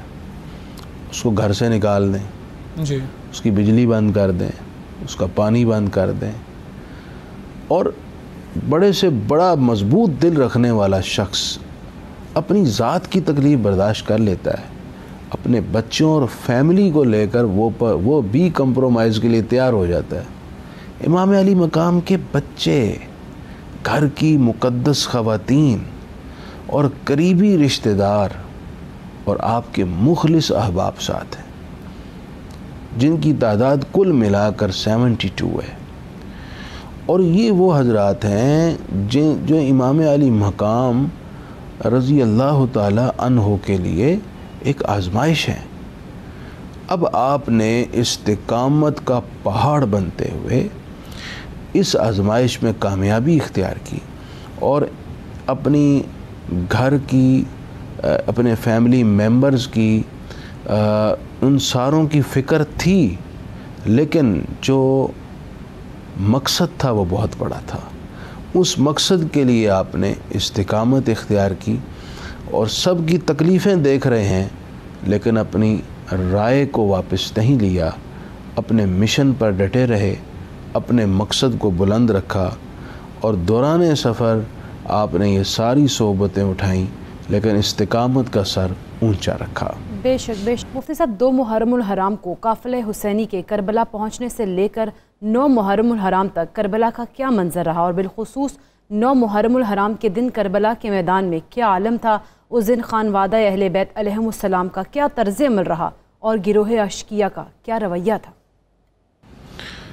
سیدنا امام حسین رضی اللہ تعالیٰ عنہ اپنے مخلص احباب کے ساتھ، اپنے فیملی ممبرز کے ساتھ، اپنے قریبی رشتہ داروں کے ساتھ مسلسل سفر میں ہیں۔ سفر کی تکالیف بھی ہیں، اور اس زمانے اور آج کے سفر میں بھی بہت فرق ہے۔ آج تو بڑا آرام دہ سفر ہوتا ہے، اس زمانے میں پیدل سفر تھا۔ اتنا طویل سفر کیا اور آپ 2 محرم الحرام کو میدان کربلا میں پہنچے۔ آپ نے جب اس زمین پر قدم رکھا تو آپ نے اپنے ساتھیوں سے فرما دیا، یہ وہی سرزمین ہے جس کا ہمارے نانا نے اور ہمارے بابا نے ہم سے اس سے قبل ذکر کر دیا ہوا ہے۔ ہم نے یہاں آنا تھا، تقدیر ہمیں کھینچ لائی ہے، ہم پہنچ گئے ہیں اپنی منزل تک۔ 2 محرم الحرام شریف آپ وہاں پہنچے، کچھ وقت گزرا تو عمر بن سعد بھی یزیدی افواج کو لے کر 3 محرم الحرام کو کربلا میں پہنچ گیا۔ امام علی مقام کے ساتھ مذاکرات شروع ہوئے گئے۔ آپ نے ان کے ساتھ ڈسکس کیا سارے معاملے کو، آپ نے اپنے دلائل ان کے سامنے رکھے۔ سچ اور حق بات تو یہ ہے، امام علی مقام کے دلائل کا کسی کے پاس جواب نہیں تھا۔ امام علی مقام نے اپنے خاندانی وجاہت، اپنی دین کے اندر مرکزی حیثیت، اپنے علمی جاہ و جلال اور اپنے دلائل کی قوت کو ان کے سامنے رکھا۔ وہ اس سب کو تسلیم کرتے ہوئے پیچھے ہٹے۔ وقت گزرا، ان پر پیچھے سے ابن زیاد کی جانب سے پریشر تھا، ابن زیاد پر یزید کی جانب سے پریشر تھا۔ اب یہ معاملہ آگے بڑھتا رہا، دن مزید گزرے، افواج نے وہیں گھیراؤ رکھا۔ اس دوران امام علی مقام سیدنا امام حسین مصلی پر نماز پڑھاتے اور یہ لوگ آپ کے پیچھے نماز پڑھتے تھے۔ ان کے دل امام حسین کے ساتھ تھے لیکن تلواریں یزید کے ساتھ تھیں۔ نماز پیچھے پڑھتے رہے لیکن امام علی مقام کے خون کے پیاسے بھی رہے۔ مزید دن گزرے، 7 محرم الحرام کے دن آپ کو اب مزید تکلیف سے دوچار کر کے آپ کے ارادے کو بدلنے کی کوشش کی گئی۔ جب یہ دیکھا گیا کہ آپ اپنی رائے پر پوری طرح سے قائم ہیں، اب انہوں نے پانی بند کر دیا۔ 7 محرم الحرام شریف کو اہل بیت اعظام جو کوثر کے مالک ہیں، جن کے تصدق سے کائنات میں پانی ہے، ان کے پانی کو بند کر دیا گیا۔ انہوں نے اس پر شکوہ و شکایت نہ کیا بلکہ اس آزمائش پر ثابت قدم رہے۔ مجھے قرآن مجید کی آیت یاد آتی ہے اور اس کا اگر بدرجہ کمال مصداق دیکھنا ہو تو یہ کربلا کے شہیدان اعظام ہے۔ قرآن کہتا ہے وَلَنَبْلُوَنَّكُمْ بِشَيْءٍ مِّنَ الْخَوْفِ وَالْجُوعِ وَالنَّقْصٍ مِّنَ الْأَمْوَالِ وَالْأَنفُسِ وَالثَّمَرَاتِ۔ اللہ تعالیٰ نے فرمایا کہ لوگوں ہم تمہیں ضرور آزمائیں گے، کچھ خوف اور ڈر دے کر، کبھی بھوک دے کر، پیاس دے کر، کبھی تمہارے مالوں میں کمی کر کے اور تمہاری جانوں کو لے کر اور پھلوں سے مراد مفسرین نے کہا یہاں اولاد ہے، یہ چیزیں ہم تم سے لے کر تمہیں آزمائیں گے، کچھ دے کر ڈر اور خوف اور بھوک پیاس دے کر آزمائیں گے، کچھ لے کر آزمائیں گے۔ آزمائش کی مختلف اور بڑی کٹھن صورتیں، وہ تمام آزمائش کی صورتیں اگر آپ نے یکجا کہیں دیکھنی ہو تو وہ یہ کربلا کے شہید اور بالخصوص سید الشہداء حضرت امام حسین ہے۔ خوف اور ڈر بھی آپ پر طاری کرنے کی کوشش کی گئی، 22,000 یزیدی افواج کا لشکر ہے جی، اور پھر اپنی ذات کی فکر نہیں، بچے ہیں، خواتین ہیں، پردیس ہے، بھوک اور پیاس کا یہ عالم کہ 7 محرم الحرام شریف سے پانی بند، غذائی اجناس کی ترسیل بند، پھر 10 محرم الحرام شریف کو جو شہادتیں ہوئیں عزیزوں کی اور پھر اپنی، آزمائش کی تمام صورتیں جو قرآن مجید نے کہا آزمایا جا سکتا ہے وہ کربلا میں ہیں، اور پھر ان تمام صورتوں میں اگر کوئی صبر کی اعلیٰ ترین تصویر اور مجسم صورت ہمیں نظر آتی ہے وہ سیدنا امام حسین رضی اللہ تعالیٰ عنہ ہے۔ یہ حالات پیش آئے، پانی بند ہے، دباؤ بڑھایا جا رہا ہے، ایون کہ اب اور وقت بڑھا اور 9 محرم الحرام شریف آ گئی۔ 9 محرم الحرام شریف کو یزیدی افواج کی پوری کوشش تھی کہ ہم اٹیک کریں اور آج ہی ہم ان معزز ہستیوں کے خون سے زمین کو رنگین کر دیں۔ امام علی مقام نے انہیں فرمایا کہ ہمیں 1 دن کی مہلت دو، اور یہ مہلت اس لیے نہ دی، امام حسین نے طلب فرمائی کہ آپ کو اپنا یہ عزیزوں کے خون کا ڈر تھا، تکلیف کا ڈر تھا، بلکہ اس لیے مہلت دی، مہلت طلب فرمائی کہ یہ لوگ مزید 1 دن سوچ لیں اور اپنے ہاتھوں سے اس طرح کا دنیا کا سب سے بڑا گناہ نہ کریں اور کل قیامت عذاب الہی کا شکار نہ ہوں۔ آپ نے انہیں مزید 1 دن مہلت دینے کو کہا تاکہ انہیں سوچنے کا موقع مل جائے اور ہم مزید اپنے رب کریم کو یاد کر لیں گے۔ یوں 9 محرم الحرام شریف کا دن بھی گزر گیا۔ مفتی صاحب، شب عاشور کے بارے میں بھی بتائیے کہ اہل بیت علیہم السلام نے شب عاشور کیسے گزاری اور اس میں ہمارے لیے کیا سبق ہے؟ شب عاشور یعنی 10 محرم الحرام شریف کی رات بڑی اہم رات تھی، سجدوں کی رات تھی، اللہ اللہ کی رات تھی۔ تمام رفقائے امام حسین عبادت میں مصروف، پھر امام علی مقام نے سب کو اپنے پاس طلب کر لیا، سب قریب تشریف لے آئے۔ اس وقت سیدنا امام حسین نے ایک بڑا اہم اپنیوں سے خطاب فرمایا۔ آپ نے سب سے فرمایا کہ یہ لوگ میرے خون کے پیاسے ہیں، ان کا اصل ٹارگٹ میری ذات ہے، یہ مجھے جھکانا چاہتے ہیں اور میں جھک نہ رہی، یہ میرے ارادے کو توڑنا چاہتے ہیں اور میرا ارادہ ٹوٹنے والا نہیں، یہ مجھے میرے مقصد سے ہٹانا چاہتے ہیں جبکہ میں اپنے مقصد سے ہٹنے والا نہیں۔ چونکہ ان کا مقصد اور ان کا اس وقت ٹارگٹ میری ذات ہے، میرا خون بہانا ہے، میری جان لینا ہے۔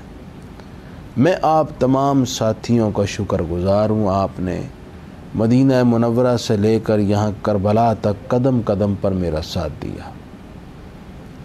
اب چونکہ ان کا مقصد میری ذات ہے، آپ سب اپنی جان کو میرے لیے اس میدان میں قربان کرنے کے لیے تیار ہیں۔ میں آپ سب کے حوصلوں پر آپ کا شکر گزار ہوں، لیکن میں آپ سب سے یہ کہتا ہوں، آپ میں سے جو بھی واپس جانا چاہے وہ جا سکتا ہے۔ میں کسی سے شکوہ نہیں کروں گا، میں کسی سے ناراض نہیں ہوں گا، آپ یہاں سے تشریف لے جائیں، میری وجہ سے آپ لوگوں کی بھی جانیں چلی جائیں گی۔ یہ کہہ کر آپ نے فرمایا ہو سکتا ہے کہ اس روشنی میں آپ میرا چہرہ دیکھ کر جانے کے لیے تیار نہ ہوں، آپ کا دل گوارا نہ کرے۔ ہم لائٹ آف کر دیتے ہیں، چراغ گل کر دیتے ہیں، آپ اندھیرے میں تشریف لے جائیے، میں کسی سے ناراض نہیں ہوں گا، بلکہ جانے کے باوجود کل قیامت اپنے نانا جی سے شفاعت کی درخواست بھی کروں گا۔ چراغ گل کیا گیا، امام علی مقام اپنے مصلی کی طرف متوجہ ہوئے، نماز میں مصروف ہو گئے اور کافی وقت نماز میں مصروف رہے۔ صبح کی روشنی پھوٹی، اذان فجر کا وقت ہوا، امام علی مقام نے پلٹ کر دیکھا تو وہ تمام راہ حق کے مخلص آپ کے ساتھی وہیں کے وہیں بیٹھے ہوئے ہیں۔ آپ نے فرمایا آپ گئے نہیں؟ تو ان سب کی طرف سے ترجمانی کرتے ہوئے سب سے پہلے کلام کیا مولا علی کے فرزند حضرت ام البنین کے نور نظر اور سیدنا امام حسین کے وہ بھائی جن پر آپ کو فخر تھا، حضرت عباس علمدار، انہوں نے گفتگو کی۔ آپ فرمانے لگے بھائی بھلا کربلا میں تنہا چھوڑ کر، آپ کو اکیلا چھوڑ کر ہم واپس کیسے جا سکتے ہیں؟ ہم کل قیامت آپ کے نانا جان کو کیا منہ دکھائیں گے اور ہم لوگوں کے ساتھ کیا گفتگو کریں گے، اور ہم اس زندگی کو کیسے قبول کر لیں جو آپ کو کربلا میں تنہا چھوڑنے کے نتیجے میں ملی ہو؟ ہمیں وہ زندگی قبول نہیں، پسند نہیں، ہم اس زندگی سے راضی نہیں جو آپ کو دشمنوں کے حوالے کر کے پلٹ جانے کی صورت میں ملی ہو۔ ہم ایسی زندگی پر آپ کے ساتھ موت کو ترجیح دیتے ہیں۔ ہم آپ کے ساتھ رہیں گے، آپ کے ساتھ جئیں گے، آپ کے ساتھ مریں گے، لیکن آپ کو تنہا چھوڑ کر جانے والے نہیں ہیں۔ امام علی مقام نے حضرت عباس علمدار سے فرمایا مجھے آپ سے یہی توقع تھی۔ پھر اس کے بعد نماز فجر ادا کی گئی، امام علی مقام نے مزید گفتگو فرمائی اور ساری رات اسی واقعہ میں گزری، اور ان تمام احباب نے بتایا کہ جس طرح امام علی مقام اپنے جذبے میں سچے ہیں، اپنی فکر میں پختہ ہیں، تو ہم بھی آپ کے فیض یافتہ ہیں، ہم بھی آپ کے فیض کی بدولت امام علی مقام کی تائید میں ان کے ساتھی ہونے کی حیثیت سے پختہ ہیں۔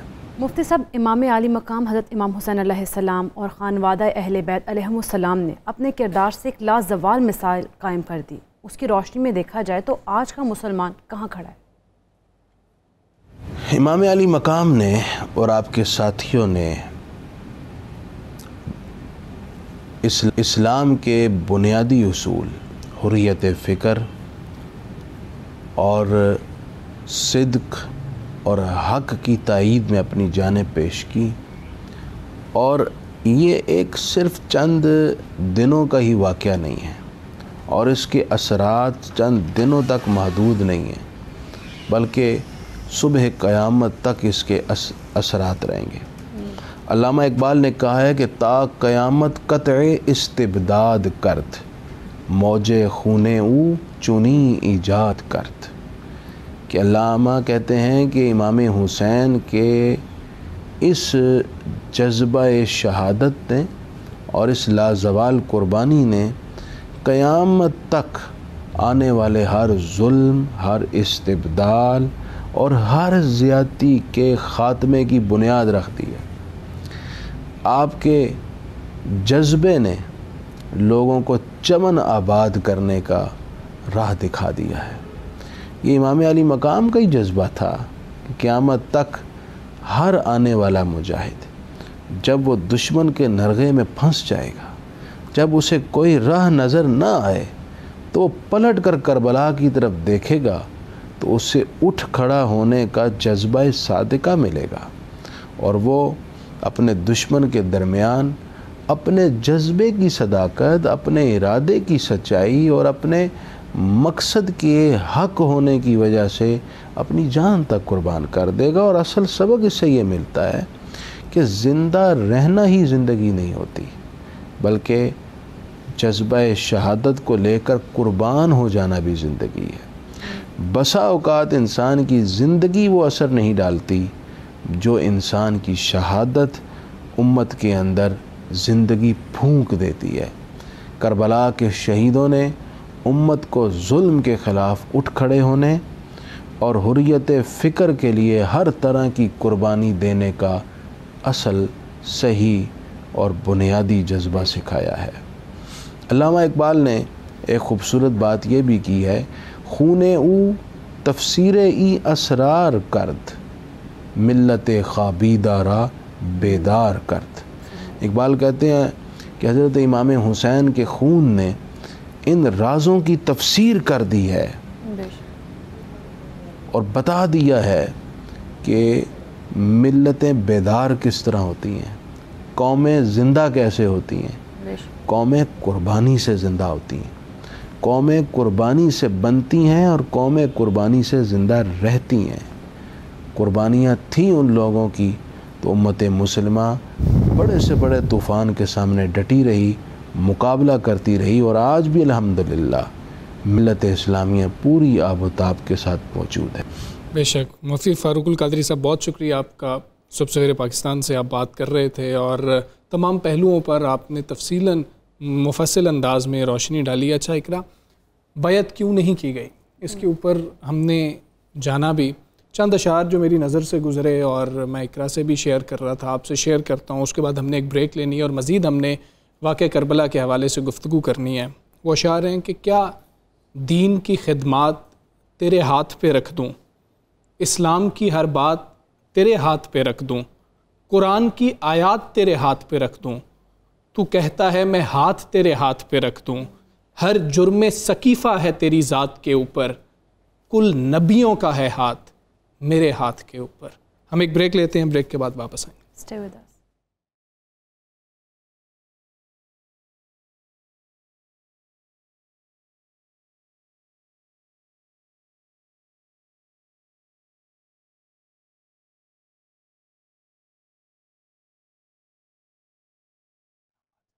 ہم بہت زیادہ بات کرتے ہیں کہ ہمیں سبق کیا ملتا ہے جب ہم واقعہ کربلا کا ذکر بھی کرتے ہیں، ہم سنتے بھی ہیں اور ہم اس عزم کا بھی اظہار کرتے ہیں کہ ہم ان تعلیمات پر عمل بھی کر سکیں. لیکن آج عالم اسلام دیگر اقوام کے مقابلے میں اگر ہم بات کر لیں، ہر شعبہ زندگی میں ہمیں پستی و زوال کے شکار نظر آ رہی ہیں. بالکل. وقت کی نزاکت اور حالات کی سنگینی کا تقاضا یہ ہے کہ رہبران دین و ملت کربلا میں شہادت حسین کے پیغام کو سمجھیں اور اس سے سبق حاصل کریں. تو خاص طور پر آج کے نوجوان کو کیا پیغام ملتا ہے، ہم جاننے کی کوشش کریں گے، بات کریں گے. کمشنر پنجاب رائے منظور ناصر صاحب ہمارے ساتھ موجود ہیں. رائے صاحب السلام علیکم، گڈ مارننگ. رائے صاحب، آج کے دن کی مناسبت سے سانحہ کربلا کی بات کر لی جائے، واقعہ کربلا کی بات کر لی جائے، آج کے نوجوان کے لیے اس میں کیا پیغام ہے؟